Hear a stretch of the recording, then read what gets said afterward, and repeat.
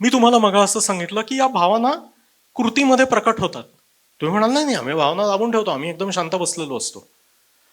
अशा प्रकारे शांत बसणं ही सुद्धा एका प्रकारची कृती असते. हा महत्वाचा भाग आहे.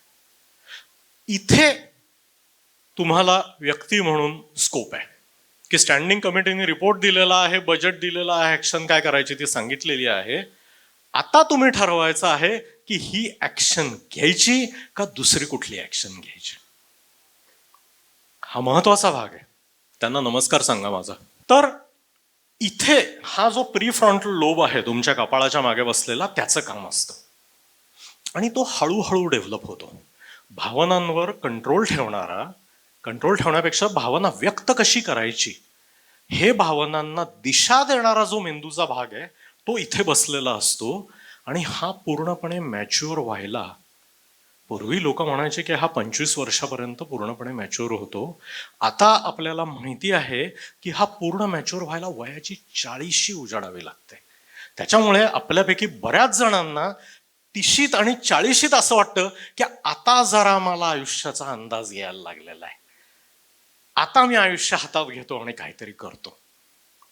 त्याच्यामुळे 40s और सेकंड 20s वगैरे वगैरे ज्या गोष्टी आपण ऐकतो त्या त्यासाठी ऐकतो.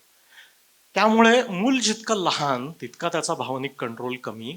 त्याच्यामुळे त्याच्या भावना या तितक्या मोठ्या उद्रेकानी, ट्रान्सपरंटली आणि अत्यंत नग्नतेने तुम्हाला समोर दिसतात. जशी व्यक्ती मोठी होत जाते तसतसा त्याचा भावनांवर कंट्रोल येणं अपेक्षित आहे. पुन्हा एकदा अतिवृद्धत्वाच्या वेळेस जेव्हा तो भाग परत झिजतो तेव्हा परत भावना लहान मुलासारख्या दिसायला लागतात.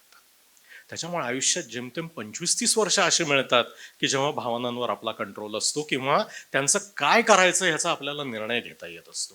त्याच्या आधी आणि त्याच्यानंतर हे बालपण. ओके, ह्याच्याबद्दल मी फार बोलत नाही.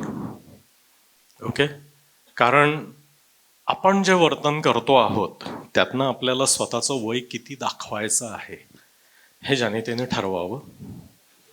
फक्त त्यांना एवढं सांगतो की तुम्हाला जे वय दाखवायचं आहे आणि इतरांना जे वय दिसतं आहे ते युजली सेम नसतात.